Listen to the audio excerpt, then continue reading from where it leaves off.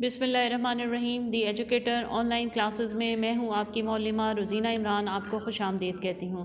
پیارے بچوں، آج ہم جماعت ہفتہ مضمون اسلامیات میں باب صوم سیرت طیبہ اور ہمارے آج کے سبق کا عنوان ہے خطبہ حجۃ الوداع۔ اب ہم چلتے ہیں اپنے مشقی سوالات کی جانب۔ سب سے پہلا ہے سوال نمبر 1، تفصیلی جواب لکھیں، اور اس میں سوال ہے خطبہ حجۃ الوداع کے پس منظر کو اپنے الفاظ میں تحریر کریں۔ اس کا جواب ہے، فتح مکہ کے بعد آپ صلی اللہ علیہ وآلہ وسلم نے کعبۃ اللہ کو تمام بتوں سے پاک کر دیا تھا، لیکن آپ صلی اللہ علیہ وآلہ وسلم نے ابھی تک حج نہیں کیا۔ اسی اسنا میں سورہ نصر نازل ہوئی، جس میں فرمایا گیا کہ اب لوگ گروہ در گروہ اسلام میں داخل ہو رہے ہیں، بس آپ صلی اللہ علیہ وسلم اپنے رب کی تسبیح کیجیے اور اللہ تعالیٰ سے مغفرت چاہیں۔ آپ صلی اللہ علیہ وسلم کو معلوم ہو گیا کہ اب آپ صلی اللہ علیہ وسلم کے وصال کا وقت قریب آ گیا ہے۔ ہمارا اگلا سوال ہے، عورتوں کے حقوق و فرائض کے بارے میں آپ صلی اللہ علیہ وسلم نے خطبہ حجۃ الوداع میں کیا ارشاد فرمایا؟ اس کا جواب ہے، اے لوگو، تمہاری عورتوں کا تم پر حق ہے اور تمہارا ان پر حق ہے۔ تمہارا حق یہ ہے کہ وہ تمہارے بستر کو کسی دوسرے سے پامال نہ کرائیں اور تمہاری اجازت کے بغیر کسی ایسے آدمی کو گھر میں نہ آنے دیں جنہیں تم ناپسند کرتے ہو، اور کوئی بے حیائی کا کام نہ کریں، اور تم نے انہیں اللہ تعالیٰ کی امانت کے طور پر حاصل کیا اور اللہ تعالیٰ کے حکم سے تم نے انہیں اپنے لیے حلال کیا۔ عورتوں کے بارے میں اللہ تعالیٰ سے ڈرو اور ان کے ساتھ بھلائی کا سلوک کرو۔ ہمارا اگلا سوال ہے، خطبہ حجۃ الوداع میں اسلامی مساوات کی اہمیت بیان کریں۔ اس کا جواب ہے، اے لوگو، تمہارا رب ایک ہے اور تمہارے باپ حضرت آدم علیہ السلام ہیں۔ کسی عربی کو غیر عربی پر اور کسی غیر عربی کو عربی پر، گورے کو کالے پر اور کالے کو گورے پر کوئی فضیلت نہیں مگر تقویٰ کے سبب۔ تم سب حضرت آدم علیہ السلام کی اولاد ہو اور حضرت آدم علیہ السلام مٹی سے پیدا ہوئے۔ اگلا سوال ہے، خطبہ حجۃ الوداع کی روشنی میں جان، مال اور عزت کی اہمیت پر روشنی ڈالیں۔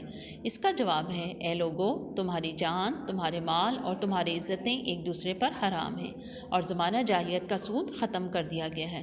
صرف اصل سرمایہ تمہارے ہیں، نہ تم کسی پر ظلم کرو اور نہ کوئی تم پر ظلم کرے۔ خبردار، جس کے پاس کسی کی امانت ہو بس اسے چاہیے کہ وہ مالک کو لوٹا دے۔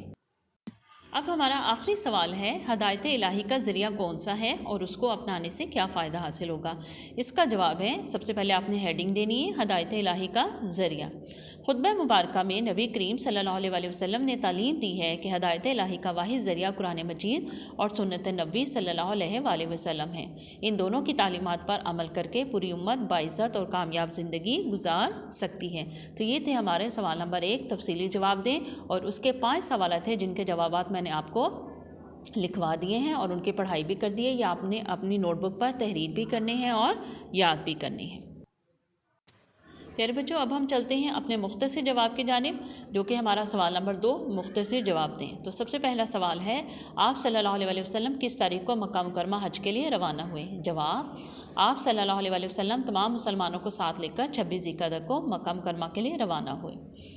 سوال بے، ذو الحج کی کس تاریخ کو آپ صلی اللہ علیہ وسلم مکہ مکرمہ میں داخل ہوئے اور بیت اللہ کو دیکھ کر کیا ارشاد فرمایا؟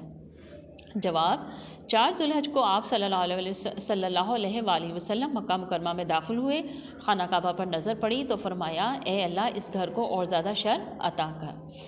جیم، خطبہ حجۃ الوداع میں آپ صلی اللہ علیہ وآلہ وسلم نے امانت کے متعلق کیا ارشاد فرمایا؟ اس کا جواب ہے، خبردار، جس کے پاس کسی کی امانت ہو بس اسے چاہیے کہ وہ مالک کو لوٹا دے۔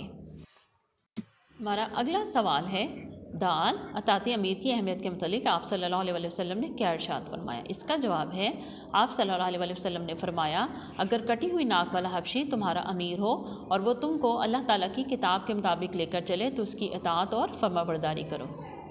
پھر آخری سوال ہے، خطبہ حجۃ الوداع میں نبی کریم صلی اللہ علیہ وآلہ وسلم نے صحابہ کرام سے کس بات کی گواہی لی؟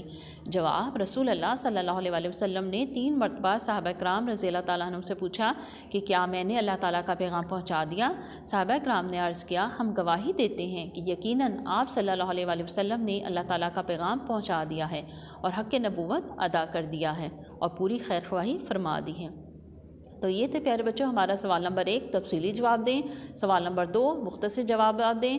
تو یہ دونوں سوالات جو ہیں تفصیلی سوالات اور مختصر سوالات جو ہیں یہ آپ لوگوں نے اپنی نوٹ بک پر تحریر بھی کرنے ہیں اور یاد بھی کرنے ہیں۔ اب ہم چلتے ہیں اپنی اگلی معروضی مشق کی جانب۔ تو چلے چلتے ہیں ہم اپنے معروضی مشق کی جانب۔ معروضی مشق میں ہمارے جو مشتمل ہے وہ ہے خالی جگہ اور MCQs پر۔ تو سوال نمبر 3 ہے خالی جگہ پر کریں۔ فتح مکہ کے بعد آپ صلی اللہ علیہ وسلم نے ڈیش کو تمام بتوں سے پاک کر دیا۔ خالی جگہ میں کیا لفظ آئے گا؟ خانہ کعبہ۔ خبردار ہر مجرم کے جرم کا ڈیش اسی پر ہے، وبال۔ آپ صلی اللہ علیہ وسلم کی اونٹنی کا نام ڈیش تھا، قصوہ۔ خطبہ حجۃ الوداع میں امن و ڈیش کی تعلیم دی گئی ہے، آشتی۔ آخری ہے اے لوگو تمہاری عورتوں کا تم پر حق ہے اور تمہارا ان پر ڈیش ہے، حق ہے۔ یہ تھی خالی جگہ اور آپ دیکھ سکتے ہیں کہ سرخ روشنائی سے یہ ان کے الفاظ لکھے گئے ہیں یا آپ نے اپنے کتب پر حل کرنی ہے۔ اب ہم چلتے ہیں اپنے اگلے سوال کی جانب۔ سوال نمبر 4 درست جواب پر ٹک کا نشان لگائیں یا آپ چاہیں تو سرکل بھی لگا سکتے ہیں۔ خطبہ حجۃ الوداع سننے والے مسلمانوں کی تعداد کتنی تھی؟ 1,24,000، 1,44,000، 1,54,000، 1,14,000۔ تو اس کا درست جواب ہے 1,44,000۔ اگلا ہے آپ صلی اللہ علیہ وسلم نے خطبہ حجۃ الوداع کس سنہ ہجری کو دیا؟ 7 ہجری، 8 ہجری، 9 ہجری، 10 ہجری۔ تو اس کا درست جواب ہے 10 ہجری۔ ہمارا اگلا سوال ہے آپ صلی اللہ علیہ وسلم نے خطبہ حجۃ الوداع کس میدان میں ارشاد فرمایا؟ عرفات، منا، احد، بدر۔ تو اس کا درست جواب ہے عرفات۔ پھر اگلا ہے آپ صلی اللہ علیہ وسلم نے اپنی حیات طیبہ میں کتنے حج کیے؟ 1 حج، 2 حج، 3 حج، 4 حج۔ تو اس کا درست جواب ہے 1 حج۔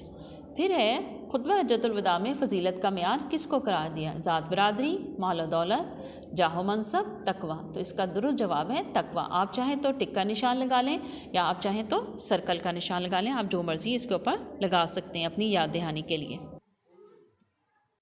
اب ہم چلتے ہیں اپنے گھر کے کام کی جانب۔ آپ کا گھر کا کام ہے تفصیلی اور مختصر جوابات آپ لوگوں نے اپنی نوٹ بک پر تحریر کرنے ہیں اور یاد کرنے ہیں، اور معروضی مشق جو کہ خالی جگہ اور MCQs پر مشتمل ہے وہ آپ نے اپنی کتب پر لکھنی بھی ہے اور یاد بھی کرنی ہے۔ اپنا بہت سارا خیال رکھیے گا۔ اللہ تعالی ہم سب کا حامی و ناصر ہو۔ اللہ حافظ۔